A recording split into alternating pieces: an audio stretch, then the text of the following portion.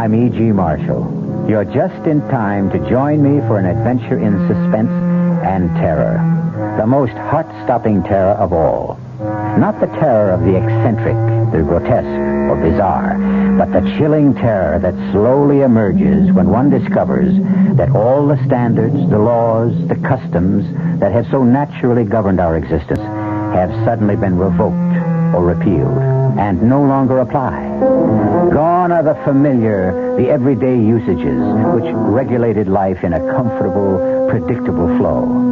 And you are suddenly confronted with a living nightmare of chaos and anarchy. Our mystery drama, To Kill with Confidence, was written especially for the Mystery Theater by Sam Dann and stars Marian Seldes. It is sponsored in part by Sign-Off, the Sinus Medicines, and Anheuser-Busch Incorporated, brewers of Budweiser. I'll be back shortly with Act One. I want that sinus medicine. Headache tablets? No, sinus medicine. Sinus tablets.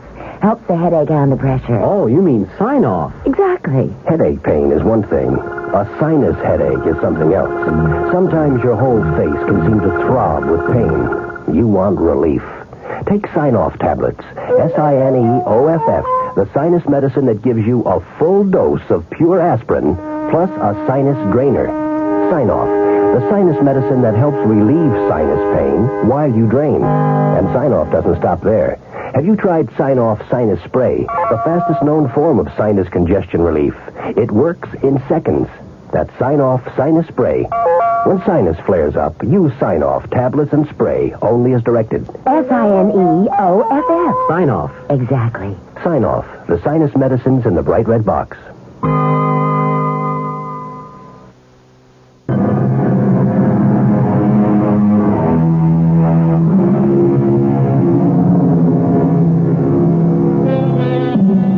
There are men who give more solid thought to the choosing of a car than to the selection of a wife.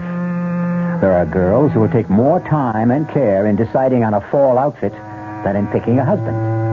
Who is to blame? A good deal of it can be placed on the shoulders of society, which somehow tries to imply that marriages are made in heaven. This being the case, why bother being too careful down here below? At any rate, let us consider this extremely attractive, newly married young couple driving along a superhighway near a Midwestern city. Why don't we get off the turnpike, darling? Is anything wrong? No, I just thought I'd like a change of scene. Okay, next exit. You're an angel. Well, it's getting on toward lunchtime, and I think this is a town where they have a place that serves the most fantastic sauerbraten. Really? Mm-hmm. A landmark. You know, one of those terribly authentic restaurants. Ruth, dear, you are in for a treat. Except for one thing. What's that? I happen to despise sauerbraten. Uh-oh, I'm sorry. Oh, don't be sorry, dearest. You and I, well, we'll never have days like this again. Days like what? Well, let's call them days of discovery. Days of getting to know each other. Days of finding out about each other. Such as, you don't like sauerbraten. What don't you like? Oh, I like everything. Even artichokes? Especially artichokes. You'll have absolutely no trouble feeding us. I think that's why I fell in love with you. You're so even-tempered. Oh, no, you don't know that for a fact. I may have been on my best behavior all this time. Well, I just can't picture you as anything but... Well, But what? sweet. Calm. Nice. Well, I tried to keep my temper. I learned what it can mean to lose it. Oh, what happened? Now, that was a long time ago, darling. I found out what it can mean to lose your sense of balance and values, and, well, I plan to make amends for all that. Do you want to talk about it? No. And I'll tell you why. Oh, no, you don't have to explain. Now, what I'll have to do is explain why I won't explain. Can you follow that? Sure. I have to put it all completely out of my mind. I have to go so far as to convince myself that it never even happened. I understand. And I may have one or two deep, dark secrets of my own. Well, keep them. That's what I dreamed about, to start a fresh, brand new, clean slate. Agreed? Agreed. Now, I tell you what let's do. Let's have sauerbraten anyhow. Oh, no. No, you have it. I'll order something simple like hamburger. Oh, no, not in this place. Why? Well, you won't enjoy lunch. The waiters are such frightful snobs if they sense you're not there for the special. Oh, it's that kind of a place. We don't have to have lunch there. We can stay on the turnpike. No. Look, here's the exit. Let's turn off. Well, you did have your heart set on... Uh-oh. What is it? Is something wrong? Well, the car, I think it's that mysterious vibration. Do you hear it? I don't know. Well, that funny noise. Oh, Leo, darling, to me these things sound funny all the time. Is it something serious? I hope not. Well, look, we have 1,000 miles still to go. We'd better have it checked. Yeah, that's a good idea. Oh, but in case it is serious, do we have enough cash? Well, that's no problem, darling. We'll stop off at the first station that honors a transnational credit card.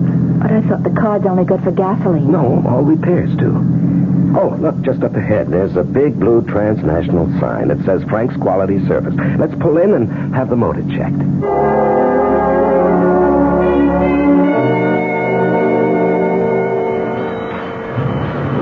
Well, are we in for some major surgery? It's a rocker arm.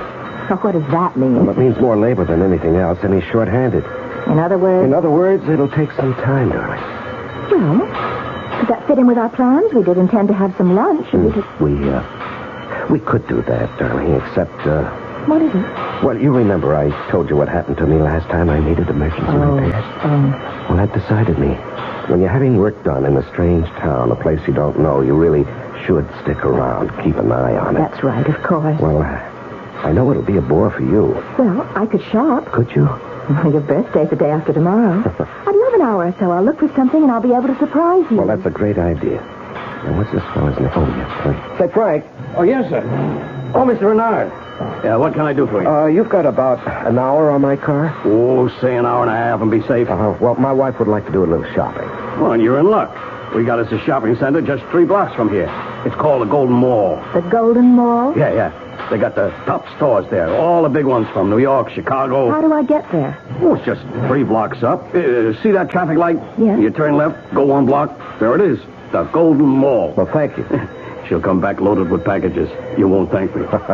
Darling, make sure you remember the name of this place. Huh? Yeah. It's Frank's 24-hour quality service. Open 24 hours a day. Everybody in town knows me. Let's see, it's exactly 12 noon. Darling, I'll see you at 1:30. Make sure you remember the address, ma'am. It's 1776 Jefferson. I mean, how can you forget that one, huh?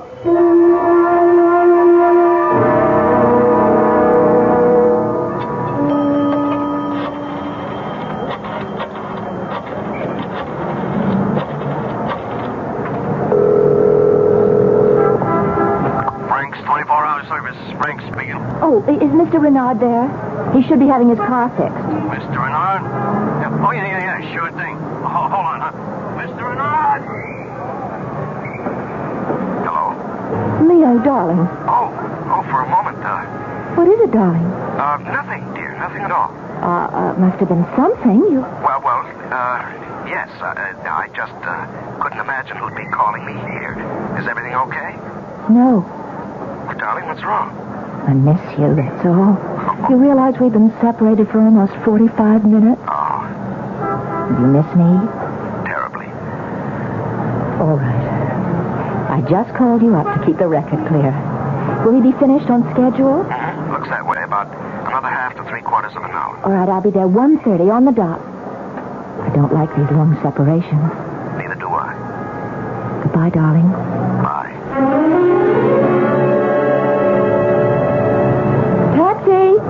Taxi! Where to, ma'am? 1776 Jefferson Boulevard. Okay. Heavy day in the stores, ma'am? Oh, no, I just bought a little present for my husband's birthday. Excuse me. Hey, let me call into the dispatcher. 37, headed south to Jefferson, 1700 block. 17... Just a minute. Why are we stopping? Where did you say you wanted to go on Jefferson Boulevard? 1776. That's a number you can't forget. Well, maybe you can't forget it, but you sure can get it mixed up. You don't want to go to 1776. Why? Because there ain't nothing on that 1700 block worth going to. Well, I distinctly remember... Look, ma'am, I know this town. Well, give me a street, any street, I'll run it down. On 1700 block of Jefferson, you got the old foundry, and it's been deserted these past 18 years. And Frank's 24-hour quality service station. No more, you don't. How can you say that? Well, I can say that because Frank's been dead, let's see, it's 3 years now. Well, the sign said... Nobody ever bothered taking the sign down. It's too much trouble.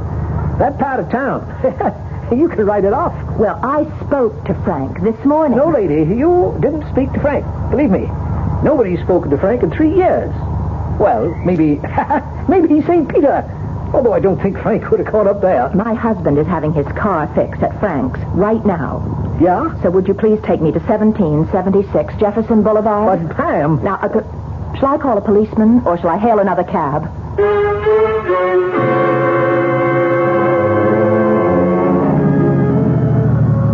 Well, ma'am, here you are. 1776 Jefferson. And it says Frank's Quality Service, so I was right. What were you trying to... Look at what else it says on the windows.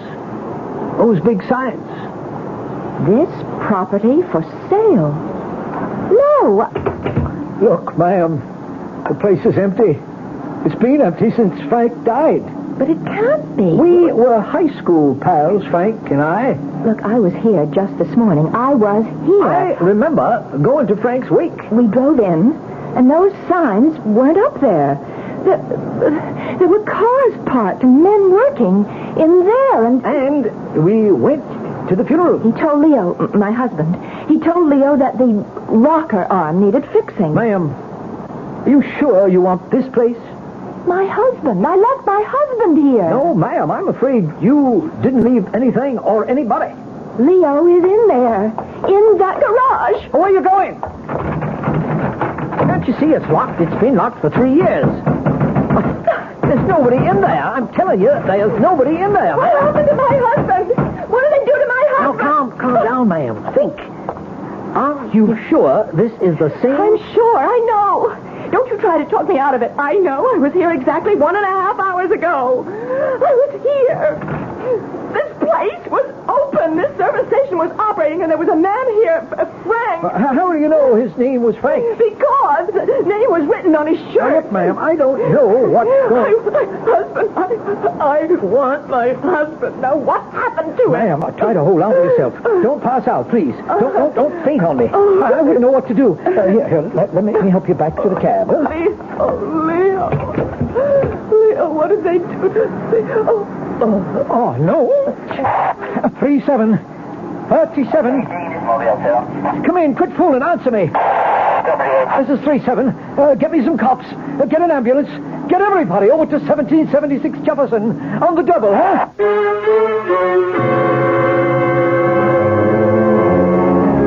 Well, how do you figure it? Frank's 24-hour quality service. Now you see it, now you don't. Nightmare? Illusion? Reality? Which are we dealing with? Could it be a mixture of all three? I'll return with some answers, but also with some more questions when I return in just a few moments with Act Two. Buick introduces a new concept for you to consider in light of all the concern about miles per gallon. Range. Range is what you get when you multiply the mileage your car gets per gallon by the number of gallons your car's gas tank holds. Range is one of the things that help make Buick Apollo such a special small car. It comes from coupling the Apollo's economical 6-cylinder engine with a standard 21-gallon gas tank. It holds a lot, but it doesn't use a lot. Look into the Apollo. It's the Buick of small cars. Hello, this is Goldilocks. It seems like only yesterday that I was a little girl tasting porridge. You know, this one's too hot. This one's too cold. And now I conduct taste tests on diet drinks. And there's one I must tell you about. Sugar-free diet 7-Up. It has a fresh, natural, delicious taste. It drives my taste-o-meter crazy. Sugar-free diet 7-Up. This one's just right. Hey, Mom, what's for dinner? Hey, Mom, what you got? Don't miss ShopRite's big Dairy Deli Value Jubilee. Some of the great values include ShopRite butter, 1-pound brick, 69 cents. Tropicana orange juice, half-gallon carton, 59 cents. Oscar Mayer bacon, 99 cents a pound, and much more. Big values in the meat case, too. ShopRite Grade A whole frying chickens, just 35 cents a pound. Split or cut up fryers, 39 cents a pound. Roasting chickens up to 4 pounds, 39 cents a pound. Get a lot more for a little less this week at your ShopRite. She loves the family. She wants the best. She does all that she can do. She lets ShopRite do the rest. Hey, Ma, what's for dinner? ShopRite has the answer.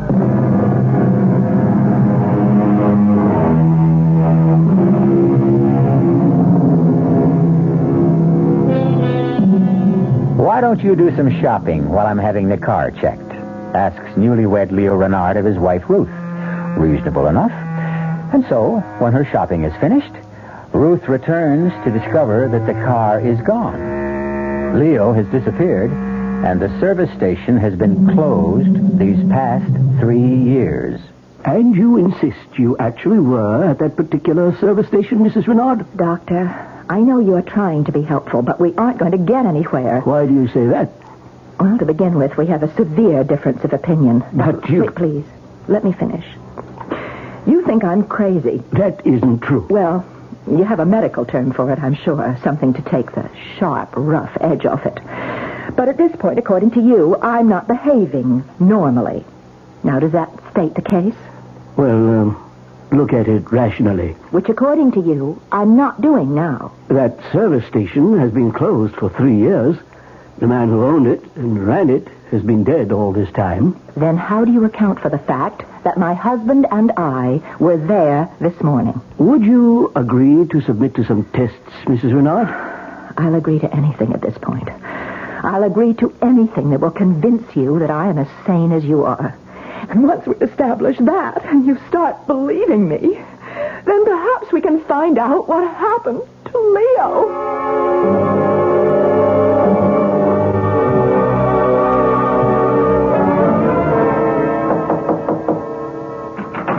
Yes? May I come in? Who are you? Lieutenant Powell, City Police. Well, suppose you can come in. What do you want?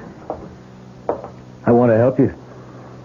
Well, you won't help me by telling me I'm crazy. Why would I do that? Because that's all the others can think of. Well, to begin with, you don't look crazy. Well, thanks. Do you have any influence around here? A little. What do you need? What I need is to get out of this hospital. What you need is rest. What I need is my husband. I spoke to the doctors. What did the doctors say to you? You're suffering from shock. I'll buy that. You evidently can't face the fact that your husband has deserted you. No, that's off the mark. All right, tell me about it. Oh, I've already told it to 3 different police officers. Yeah, but I'm the one that counts. How long were you married? 2 weeks. Where? Is all this important? Everything's important. We were married in Reliance City. By whom? Well, what is that? By whom? The Justice of the Peace. His name? His name was Dunley. No, Dunleavy. Well, that's what the sign said. Emmett Dunleavy, J.P. How long did you know your husband? Well, it was one of those love-at-first sight things. But, of course, you being a cop, you wouldn't believe in that. Oh, but I do. It's the only way. Tell me about him. Well, he was in town on business. What was his business? Why is that your business? Why is that an unreasonable question? Because you don't know and you're ashamed to admit it. That's a lie. Instead of asking, maybe I better tell you a few things. You don't really know what he did for a living, if anything. But that's just... It's all right. You don't have to say anything. Let's talk about the money. The money? The money you gave him. How do you know? My dear Mrs. Renard, you are now a member of a certain unfortunate sisterhood. What are you insinuating about my husband? Now, let's stick to the facts. How much of your money does he have? It's not my money any longer. It isn't? No, when we married, we agreed to share everything. And how much did you share with him? Well, I had an inheritance from an aunt who died, and she left me Yes, she left you... $51,000. I see. I don't know what you think you see. We were going to invest it in the new business. What new business? He was interested in real estate, and I was a public stenographer at the hotel where he used to have dinner, and that's how we happened to meet. And we were going to go to Florida and get into a land development deal. $51,000. In cash? No, bonds. We put it in bonds. Negotiable bonds, no doubt. Well, we had to be able to raise cash in a hurry. Of course. Well, it just wasn't my money. He had close to $50,000 of his own. You know this for a fact? Well, that's what he said. Now, look, Mrs. Renard, I want to help you. I want to find him. Hopefully we can recover all, or at least some, of your money. Why do you insist that he ran out on me? I've told you what happened. You simply can't face the truth, can you? And you've created an hallucination about a garage. Don't you start behaving like a psychiatrist, too. Now, look, the sooner we get you to face reality, the sooner we can get you to think rationally and maybe give us some leads. Look, I told you. What we have to do is get rid of this service station delusion of yours. But it isn't a delusion. I spoke to the doctor. Lying around here in bed isn't doing you any good. I asked him if I could get you to work with me. Now, you can't remain here indefinitely. You're going to have to start some kind of new life for yourself. Are you saying that Leo is... I'm saying, one way or another, Leo is gone. No. Right now, I'll go talk to your doctor. Pick you up in about an hour. Is that all right? Wait, I want to thank you. Yes, well, maybe now you're beginning to face reality. Maybe. Maybe what? Oh, I don't know. I'm so... Sure. It's a bad spot to be in. You're really very kind. No, I'm not. It's just a technique. Don't let it fool you. Well, at least you've made me feel better. You ready to face it? I think so. Whatever it is, I guess I'm ready to face it.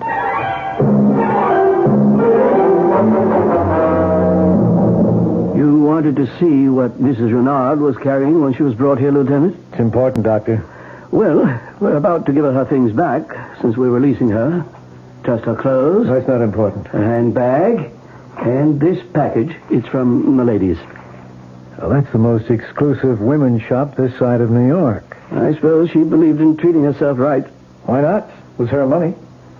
Anything in the handbag? Oh, the usual odds and ends. Papers? We couldn't find any. Driver's license? Nothing. No credit cards. No identification.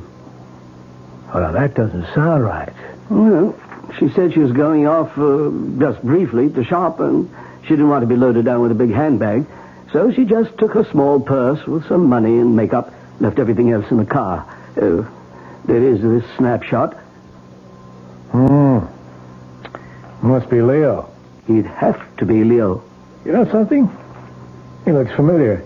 He looks familiar because you've convinced yourself he's a confidence man. That's right, he has to be. A smooth, experienced operator, too, which means he's been around, which means he may have done time, which means there's a make on him. His photo's been passed around throughout the country, and I would have seen it, and so maybe I'm remembering it subconsciously. All you cops are getting into psychiatry these days. Is that good or bad? Listen, let me borrow this snapshot. I'll have the boys run it down.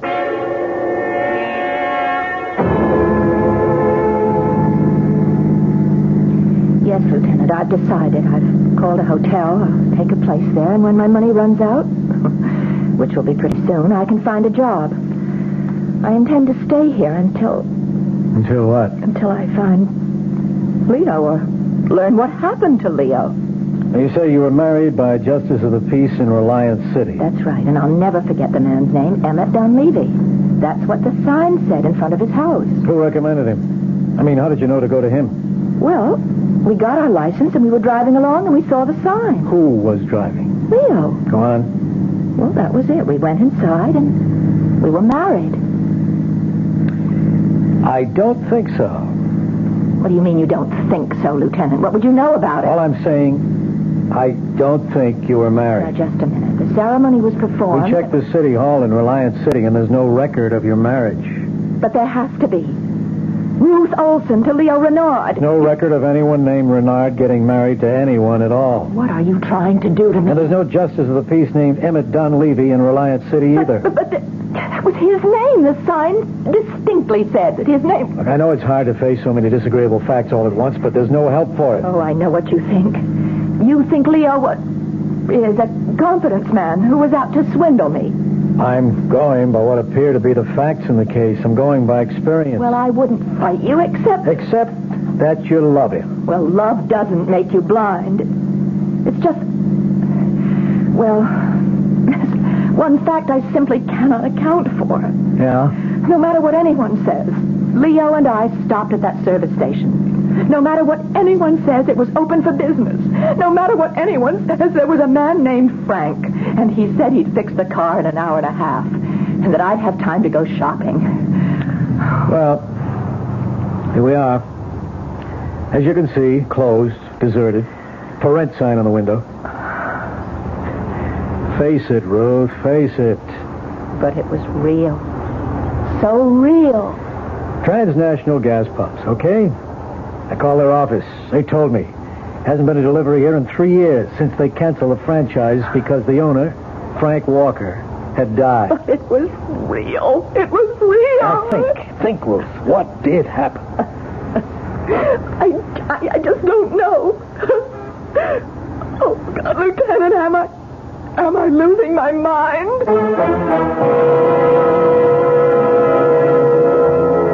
But the service station was there. A man named Frank was there. We heard him speak.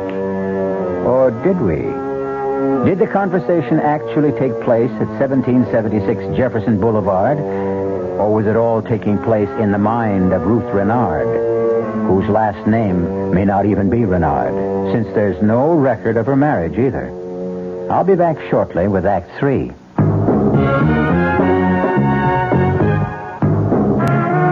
You don't see many people putting salt in their beer nowadays. Not that there's anything wrong with salt on radishes or French fries, but man, not in the king of beers. Truth is, the only thing salt can do for Budweiser is make it salty. An unwise thing to do to the only beer in America that's Beechwood aged. Unsalted Budweiser has become the most popular beer in the world. That's because in brewing Bud, the Budweiser brewmaster goes all the way for a taste, a smoothness, a drinkability you'll find in no other beer at any price.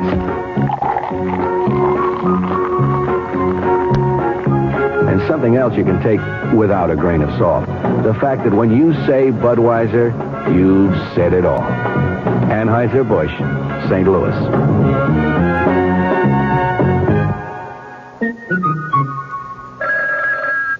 Amco Transmissions, Chuck speaking. How may we help you? Oh, boy, have I got problems. I got a really fantastic 58 Pontiac with a busted automatic transmission and a mother-in-law that's been visiting me for 10 days. well, we can help you with the Pontiac. No, don't kid a desperate man. Now, look, can you really fix up a car that old? Oh, sure. Amco serviced over 3 million automatic transmissions, and over 400,000 of them were Pontiacs. We know Pontiac's cold. Pontiac, Ventura, and the Firebird, and the Bonneville, Catalina, and also Grand Prix. Terrific. Okay, now look, you send the tow truck and I'll help her pack. Oh, you mean? Yeah. The 58 Pontiac belongs to my mother-in-law. Aw, nobody knows her automatic transmission better than Amco. Double A, MCO.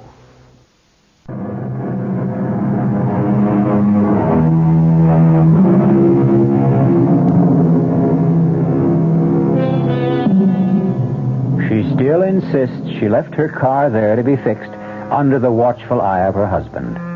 The authorities insist that Leo ran out on her, or perhaps there never was a Leo, and she creates this fiction because she cannot accept reality. Well, what is reality? Well, come on. Let's take a look at the place. As you can see, Ruth, deserted. But as you can see, Lieutenant, it's spick and span. How clean this place looks. Does this have the appearance of a shop that's been closed for 3 years? Well, where's all the litter that would collect? Why aren't these windows grimy and dusty? I checked it out with the real estate people. They keep the place shaped up. After all, they are trying to get rid of the place, you know. I was inside this place yesterday. But there's a padlock on the door. Whatever you want to say, however you want to say it, I know this. I was here. Okay, let's go inside. The real estate people gave me the key. You don't believe me. It's obvious by your manner. Well, that's no good. It's bad for me to have an obvious manner. Sorry. I know you're trying to be nice. Well, I'm only trying to find some answers. Come on in.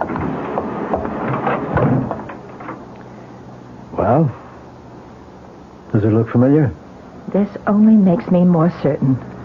I was here. I stood right here at this counter when Leo came out of the shop, which is right through that door, with Frank, Yeah. and told me what had to be done with the car. What you're saying is this visit only reinforces your conviction that you were here. Absolutely. Well, let's stay with that for a little while anyhow. How long were you gone? Exactly an hour and a half. I've already told. Yeah, I know. Are you sure? Positive. And what did you do? But I already... All right, never mind. I went to this Golden Mall. Yes, And I shopped. buy anything? Well, I wasn't in too much of a mood for shopping. I missed Leo, and I was hungry. So I ran into a shop, and I picked up a nightgown. That took an hour and a half? No, I wandered around. I looked in windows, had a cup of coffee, and I even called Leo. I was away from him for 3/4 of an hour, and I missed him so much I just had to call him. You called Leo here? Yes, here. Here. I don't see a phone here. Well, there must be. I phoned him. I spoke with him. How can you... Well, where's the phone? I don't know. Maybe it's in the office. The office? Well, maybe the man, Frank, has a private office, and that's where his phone Well, is. let's look around. Yeah, you're right. It's got a little cubbyhole here with a desk. Sure enough, a phone. Well, finally, have I said something you can believe? The phone's dead. No dial tone. I guess it isn't connected. I spoke on that phone to Leo. And the man, Frank, he answered it. Sure. Oh, your tone of voice. Please, I don't mean anything. You can't help it. You want to be nice to me, but you think I'm crazy. No, I'm trying to go along with it. With what? With everything you say. What we need right now, more than anything else, is a break. Who knows? Maybe we'll get one.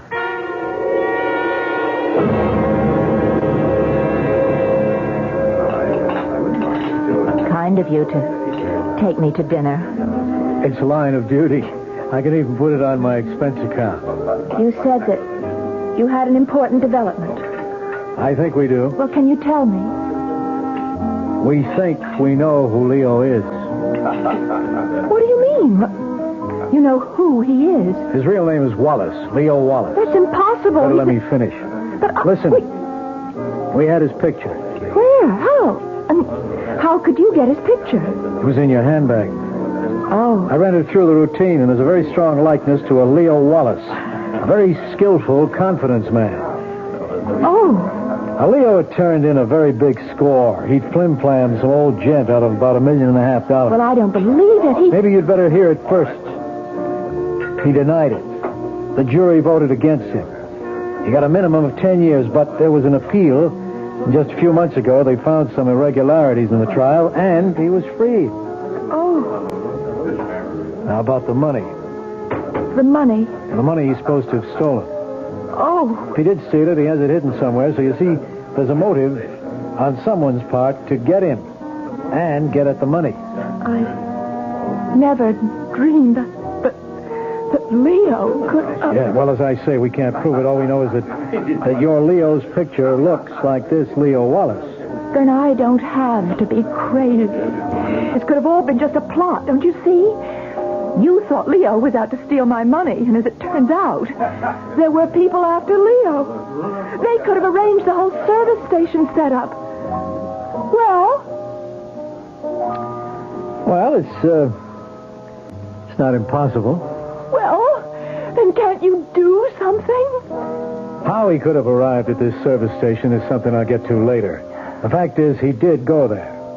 Well, I tell you he did. We did. If only we can put him there, things would make sense. You wouldn't be crazy. We'd have a lead. Why pick Frank's service station? It isn't the first one you came to. It was the first transnational gas station, and that was his credit card. Are you capable of being objective right now? I'm trying to prove to you I am not crazy. Well, pretend for a moment that all this happened to somebody else. Pretend this is a story I'm telling you. I don't see A why. young woman tells a cab driver to take her to a non-existent gas But station. I had been there with my husband. We don't know that. We only have your word for it. So, when they arrive, she becomes hysterical and she tells the story you've told us. Okay, we check. We find out there is no record of the girl's marriage. No record of the justice who she claims married her to her husband. And her husband is most likely a notorious confidence operator, newly released from jail. Why would I lie to continue, please. And we know very little about the girl herself. She worked at the hotel in Reliance City as a public stenographer for only a month. There's no family. I lost my parents years ago. I'm an only child. I had one aunt who's dead. Well, everything is so vague. We can't find anyone who's ever seen this girl with her husband. But we stopped at 3 motels between here and Reliance City. No one remembers seeing a Mr. Renard. You can check their registers. They must prove they're Mr. and Mrs. Renard stopped there. Two on of the clerks remember a Mrs. Renard. That's because I went into the lobby to sign the registers while Leo took care of the bags. Now, once again, we have that same problem. Admit it now. If this were someone else's story, would you believe it? All right, I know. It sounds like... But if it is a hallucination, where did it start? No, it's real. You said to the cabbie that you bought a gift for your husband. I did. No, you didn't. You bought a nightgown at Milady. Oh, but Why would you lie? Oh, maybe it isn't a lie. Maybe subconsciously you know you don't have a husband, therefore you really couldn't buy him a present. Then why would I have his picture in my purse? You may have found it somewhere. Maybe without knowing it, you fell in love with his picture and... Why is it all so real? I keep tripping you up all the time. Your story has so many holes. For instance, why do you say you called from the mall when that phone has been disconnected for 3 years? But I did call. You have to believe me. Well, that means I have to believe your whole story, all of it. All of it is true. Yeah, and yet I can't check any of it.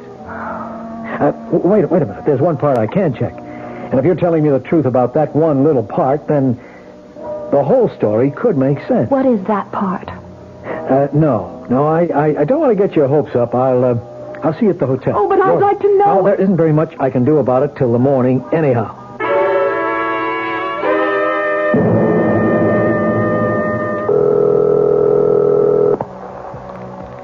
Sergeant Flowers? It's Lieutenant Powell. Sergeant, there's a telephone at 1776 Jefferson Boulevard. You got that? Yes, sir. It should have been disconnected for about 3 years. I want you to find out if it was temporarily restored to service recently. If so, by whom? Somebody had to pay a deposit. I want the name and address. Yes, sir. I want that information immediately.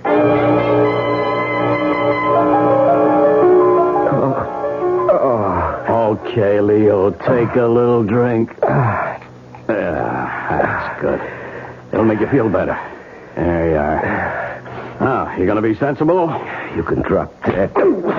Leo, as long as you're willing to catch, I can pitch. Be reasonable.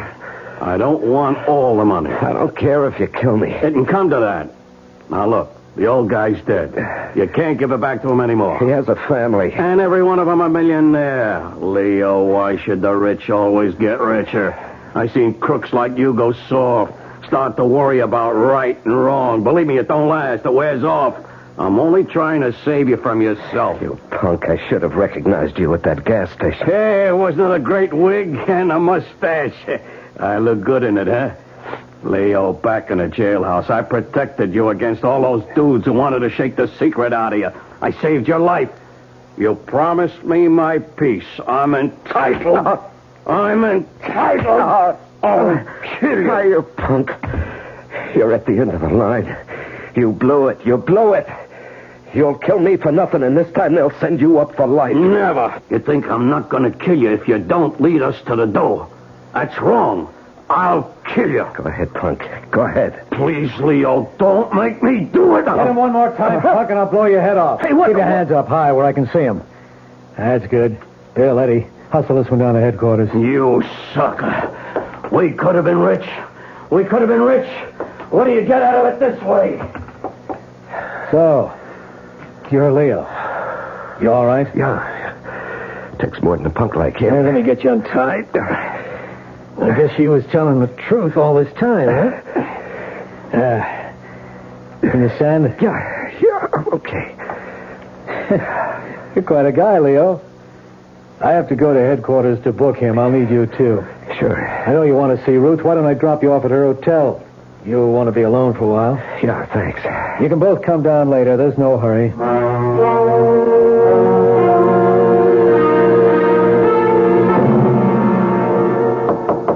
Just a minute. Leo. Oh, Leo, darling. Hello, Ruth. Leo, how did you... What made you... No, I don't want to talk. I just want to hold you. Leo. Oh, Leo, are you... Crazy? No. Oh. But I would be if I couldn't figure it out. Figure what out? That gas station, that was all a setup. Leo. How did they know I would stop right there, huh? What? How could they be sure somebody had to loosen a gasket just enough to make that noise? Somebody had to say, let's get off the highway at that particular exit. Somebody had to practically lead me by the hand right into the setup. Leo, why would I... $1.5 million.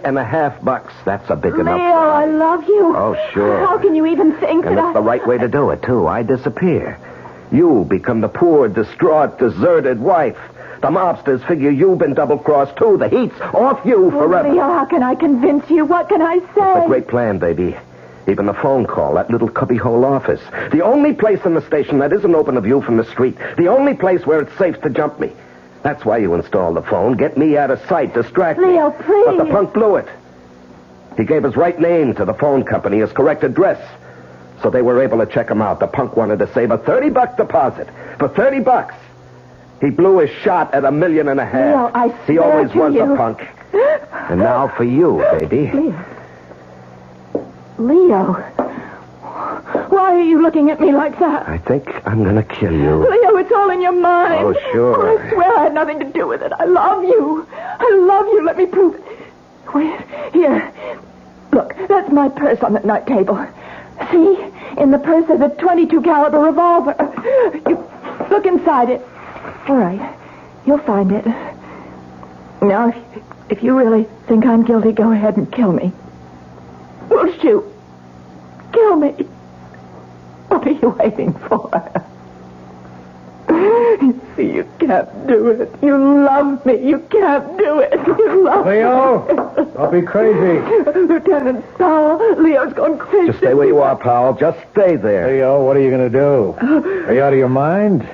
I let you come up here alone so you could figure it out for yourself. Yeah, I understand, and I have to kill her. Lieutenant, you can't just stand there. There's nothing he or anyone else can do, Ruth, except... Hey, Paul, if she goes to jail, what can she get? At least 10. 10, huh? In 10 years, that beauty, that terrible, overpowering beauty of hers that blinds you, that beauty will be gone. She'll be old, worn and bitter, as good as dead, with almost half a lifetime still in front of her. Leo, give me a chance. If I kill her now, it's too easy. That will be over in a second. Take her, Lieutenant, take her. We'll kill her the right way, legally, just... Leo, I love you. I love you too, Ruth. I love you more than anything in this whole wide world. But I'll get over it. You'll never get over me. Oh, I'll get over you, baby. And if I can't, if I don't, if I still love you 10 years from now, I'll be waiting for you. Outside the prison gate.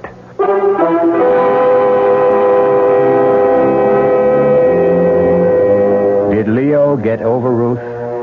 Or did his love continue? Did he meet her at the prison gate 10 years after? We don't know. It hasn't been 10 years yet. What a story that would make. And we hope all of us will be around 10 years from now to hear it. I'll be back shortly.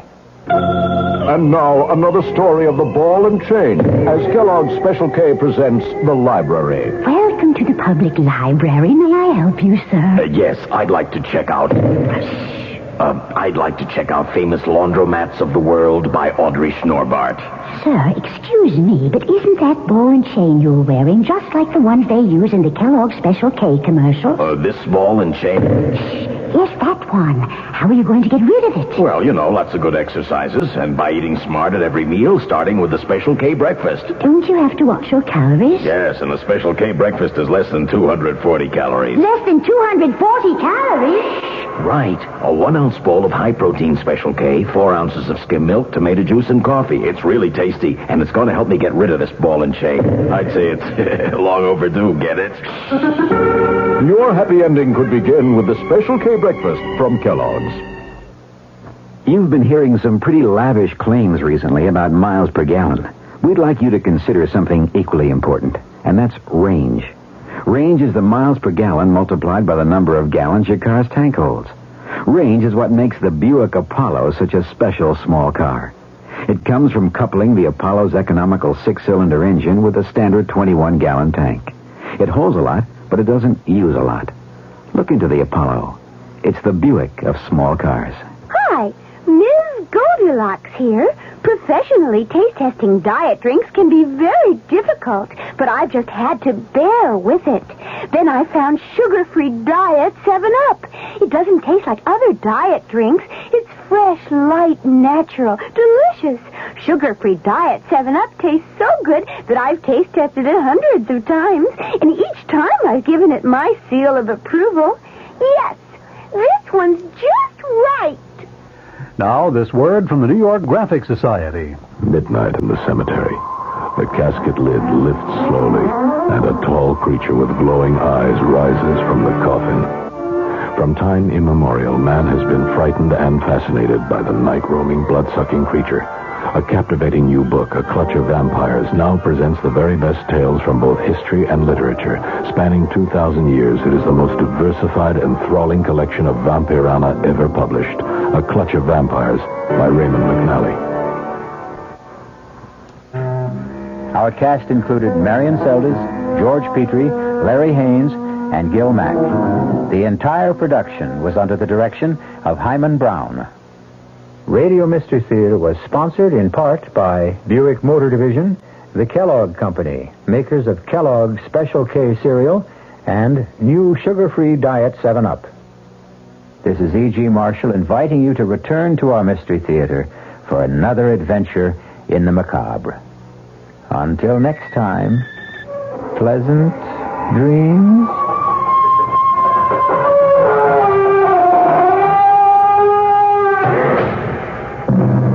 WR Mystery Theater has been brought to you by ShopRite Supermarkets, where you get a lot more for a little less, and by Suburban Savings with offices throughout North Jersey.